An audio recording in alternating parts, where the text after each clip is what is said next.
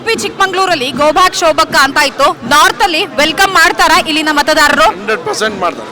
ಭಾರತೀಯ ಜನತಾ ಪಕ್ಷ ಮೋದಿಯವರಿಗೋಸ್ಕರ ನಾವೆಲ್ಲ ಒಗ್ಗಟ್ಟಾಗಿ ಕೆಲಸ. ಮೋದಿ ಪರವಾಗಿ ವಾತಾವರಣ ನಿರ್ಮಾಣ ಆಗಿದೆ. ಯಾರು ಬೇಡ ಅಂದ್ರೂ ಕೂಡ ಓಟು ಮೋದಿಯವ್ರಿಗೆ ಹಾಕುವಂತ ಯಾರೆಲ್ಲ ಸ್ಟಾರ್ ಪ್ರಚಾರಕರು ಬರ್ಬೋದು? ಯಾಕಂದ್ರೆ ದೊಡ್ಡ ಕ್ಷೇತ್ರ ಇದೆ. ಸ್ಟಾರ್ ಪ್ರಚಾರಕರು ಬರ್ದಿದ್ರು ಕೂಡ ಜನ ಇಲ್ಲಿನ ಮತದಾರ ದೇವರುಗಳು ಖಂಡಿತವಾಗಿ ಭಾರತೀಯ ಜನತಾ ಪಕ್ಷವನ್ನು ಬೆಂಬಲಿಸ್ತಾರೆ. ಮಾಜಿ ಸಚಿವರಾದ ಬೈರತಿ ಬಸವರಾಜ್ ಅವರು ನನ್ನ ಜೊತೆಗಿದ್ದಾರೆ. ಸೊ ನಾನು ಅವರನ್ನ ಮಾತಾಡಿಸ್ತಾ ಹೋಗ್ತೀನಿ. ದೊಡ್ಡ ಕ್ಷೇತ್ರ, ಇವತ್ತು ಶೋಭಾ ಕರಂದ್ಲಾಜೆ ಅವರು ನಾಮಪತ್ರ ಸಲ್ಲಿಕೆ ಮಾಡಿದ್ದಾರೆ. ಬಟ್ ಎಲ್ಲೋ ಒಂದ್ ಕಡೆ ಆರ್ ಅಶೋಕ್ ಹಾಗೆ ಸದಾನಂದ ಗೌಡ್ರ ಅನುಪಸ್ಥಿತಿ ಕಾಣ್ತಾ ಇತ್ತು. ಏನ್ ಹೇಳ್ತೀರಾ ಸರ್? ಸದಾನಂದ ಗೌಡರು ಅವರಿಗೆ ವಿಶೇಷವಾದ ಜವಾಬ್ದಾರಿಯನ್ನು ಕೊಟ್ಟು ಚಾಮರಾಜನಗರಕ್ಕೆ ಪಕ್ಷ ನಿಯೋಜನೆ ಮಾಡಿದ್ದಾರೆ. ಅದೇ ರೀತಿ ವಿಪಕ್ಷ ನಾಯಕರು ಕೂಡ ಬೇರೆ ಜವಾಬ್ದಾರಿ ಕೊಟ್ಟಿದ್ದಾರೆ. ಹಾಗಾಗಿ ಎಲ್ಲರೂ ಕೂಡ ಬೇರೆ ಬೇರೆ ಕಡೆ ನಾಮಪತ್ರಗಳ ಕೊನೆ ದಿನ ಆಗಿರೋದ್ರಿಂದ ನಾಮಪತ್ರ ಸಲ್ಲಿಸಲಿಕ್ಕೆ ಆಗಬೇಕಾಗಿದೆಯಲ್ಲ, ಹಾಗಾಗಿ ಬೇರೆ ಬೇರೆ ಕಡೆ ಹೋಗಿದ್ದಾರೆ. ನಾವೆಲ್ಲ ಇದ್ದೀವಿ ಜೊತೆಯಲ್ಲಿ, ನಮ್ಮ ಪಕ್ಷದಲ್ಲಿ ಎಲ್ಲರೂ ಕೂಡ ಒಗ್ಗಟ್ಟಾಗಿದ್ದೀವಿ. ಖಂಡಿತವಾಗಿ ಶೋಭಾ ಕರಂದ್ಲಾಜೆ ಅತಿ ಹೆಚ್ಚು ಅಂತರದಿಂದ ಗೆಲ್ತಾರೆ. ಎಲ್ಲ ಶಾಸಕರು ಕೂಡ ಒಟ್ಟಾಗಿ ಕೆಲಸವನ್ನ ಮಾಡ್ತೀರಾ ಹೇಗೆ ಸರ್? ಖಂಡಿತವಾಗಿ ಎಲ್ಲರೂ ಭಾರತೀಯ ಜನತಾ ಪಕ್ಷ ಮೋದಿಯವರಿಗೋಸ್ಕರ ನಾವೆಲ್ಲ ಒಗ್ಗಟ್ಟಾಗಿ ಕೆಲಸ. ಈಗ ಟಿಕೆಟ್ ಏನು ಘೋಷಣೆ ಆದ ಬಳಿಕ ಎಸ್ ಟಿ ಸೋಮಶೇಖರ್ ಅವ್ರನ್ನ ಏನಾದ್ರೂ ಸಂಪರ್ಕ ಮಾಡಿದಾರಾ ಮೇಡಮ್, ಅಥವಾ ನೀವ್ ಯಾರಾದ್ರೂ ಸಂಪರ್ಕ ಮಾಡಿದಾರಾ ಹೇಗೆ ಸರ್? ನಾನು ಸಂಪರ್ಕ ಮಾಡ್ಲಿಕ್ಕೆ ಹೋಗಿಲ್ಲ, ಯಾಕಂದ್ರೆ ನಾವು ಸುಳ್ಳು ಹೇಳೋದು ಅನವಶ್ಯಕ. ಯಾರನ್ನೂ ಸಂಪರ್ಕ ಮಾಡಕ್ಕೆ ಹೋಗಿಲ್ಲ. ಮೇಡಮ್ ಅವ್ರು ಏನು ಸಂಪರ್ಕ ಮಾಡಿದ್ರು ಅದು ನನಗೆ ಮಾಹಿತಿ ಇಲ್ಲ. ನಾನಂತೂ ಸಂಪರ್ಕ ಮಾಡೋದು. ಶೋಭಾ ಕರಂದ್ಲಾಜೆ ಅವರ ಪರವಾಗಿ ಕೆಲಸವನ್ನ ಅವ್ರು ಮಾಡ್ತಾರೆ ಅನ್ಸುತ್ತಾ ಹೇಗೆ ಸರ್? ಅದು ಅವ್ರಿಗೆ ಬಿಟ್ಟ ವಿಚಾರ. ಈಗ ಕಳೆದ ಚುನಾವಣೆಗಳನ್ನು ನಾನು ಮೆಲುಕಾಕೋದಾದರೆ ಆ ಸಂದರ್ಭದಲ್ಲಿ ನಾನು ಸೋಮಶೇಖರರು ನಾವೆಲ್ಲ ಜೊತೆಯಲ್ಲಿದ್ವಿ. ನಾನು 2 ಬಾರಿ ಕಾಂಗ್ರೆಸ್ ಪಕ್ಷದ ಶಾಸಕನಿದ್ದೆ, ಅವರು 2 ಬಾರಿ ಕಾಂಗ್ರೆಸ್ ಪಕ್ಷ ಶಾಸಕರಿದ್ದು, ಕಳೆದ 2 ಬಾರಿ ಭಾರತೀಯ ಜನತಾ ಪಕ್ಷ ಶಾಸಕರಾಗಿದ್ವಿ.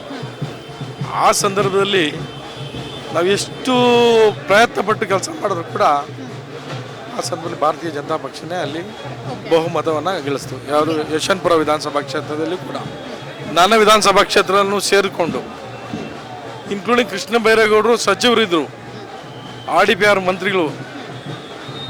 ಆ ಸಂದರ್ಭದಲ್ಲಿ ಅವರನ್ನು ನಿಲ್ಲಿಸಿದ್ರು ಕೂಡ ಎಲ್ಲೋ ಒಂದು ಕಡೆ ಅವರ ವಿಧಾನಸಭಾ ಕ್ಷೇತ್ರದಲ್ಲಿ 30,000 ಅಂತರ ಬಂತು.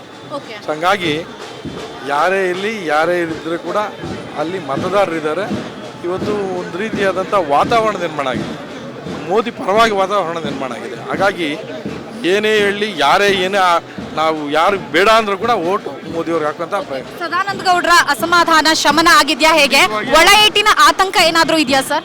ಖಂಡಿತವಾಗಿ ಸದಾನಂದ ಗೌಡರು ನಮ್ಮ ನಾಯಕರು. ಅವರು ಖಂಡಿತವಾಗಿ ಪಕ್ಷ ವಿರೋಧ ಆಗಲಿ ಪಕ್ಷಕ್ಕೆ ದ್ರೋಹ ಬಗೆಯುವಂಥ ಕೆಲಸ ಯಾವತ್ತೂ ಕೂಡ ಮಾಡಿಲ್ಲ, ಮುಂದೇನೂ ಮಾಡಲ್ಲ. ಈಗ ಆಲ್ರೆಡಿ ನಮ್ಮ 4 ಕಾರ್ಯಕ್ರಮಗಳಲ್ಲಿ ಕೂಡ ಭಾಗವಹಿಸಿದ್ದಾರೆ. ನಾನು ಮೊನ್ನೆ ನಮ್ಮ ಅಧ್ಯಕ್ಷರ ಕಾರ್ಯಕ್ರಮದಲ್ಲಿ ಕೂಡ ಭಾಗವಹಿಸಿದ್ರು. ಆ ಸಂದರ್ಭದಲ್ಲಿ ಕೂಡ ಅವರು ನಮ್ಮ ಜೊತೆ ಭಾಗವಹಿಯಾಗಿದ್ದರು. ಹಾಗಾಗಿ ಎಲ್ಲವೂ ಕೂಡ ಸರಿಯಾಗಿದೆ. ಮುಂದೆ ಅವ್ರಿಗೆ ಇನ್ನೂ ಉನ್ನತ ಹುದ್ದೆ ಕೊಡ್ಬೋದು ಅಂತ ನನ್ನ ಅನಿಸಿಕೆ. ಈಗ ಉಡುಪಿ ಚಿಕ್ಕಮಂಗ್ಳೂರಲ್ಲಿ ಗೋಬ್ಯಾಕ್ ಶೋಭಕ್ಕ ಅಂತ ಇತ್ತು. ನಾರ್ತ್ ಅಲ್ಲಿ ವೆಲ್ಕಮ್ ಮಾಡ್ತಾರಾ ಇಲ್ಲಿನ ಮತದಾರರು? 100% ಮಾಡ್ತಾರೆ. 100% ಯಾರೆಲ್ಲ ಸ್ಟಾರ್ ಪ್ರಚಾರಕರು ಬರ್ಬೋದು? ಯಾಕಂದ್ರೆ ದೊಡ್ಡ ಕ್ಷೇತ್ರ ಇದೆ, ಸೊ ಎಲ್ಲಾ ಕಡೆ ಓಡಾಡ್ಬೇಕಾಗತ್ತೆ.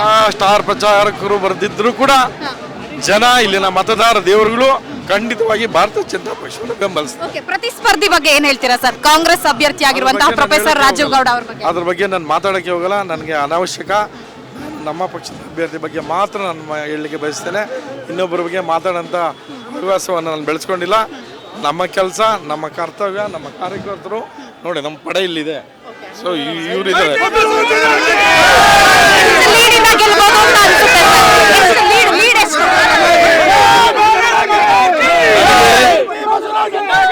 ನನಗೆ ಕಳೆದ ವಿಧಾನಸಭಾ ಚುನಾವಣೆಯಲ್ಲಿ 25,000 ಲೀಡ್ ಬಂದಿದೆ. ಅದ್ರ ಡಬಲ್ ಎಕ್ಸ್ಪೆಕ್ಟ್ ಮಾಡ್ತೀನಿ. ಈಗ ನಿನ್ನೆ ಅಷ್ಟೇ ಅಮಿತ್ ಶಾ ಅವರು ಕೂಡ ಬಂದಿದ್ರು. ಸೊ ಏನೆಲ್ಲ ಮಾತುಕತೆ ಆಯ್ತು ಸರ್? ಅಮಿತ್ ಶಾ ಅವರು ಕೆಲವಾರು ಸೂಚನೆಗಳು ಕೊಟ್ಟಿದ್ದಾರೆ. ನಮ್ಮ ಕಾರ್ಯಕರ್ತರು ಯಾವ ರೀತಿ ಕೆಲಸ ಮಾಡಬೇಕು, ಮತದಾನದ ಅಂತರ ಹೆಚ್ಚು ಆಗಬೇಕು.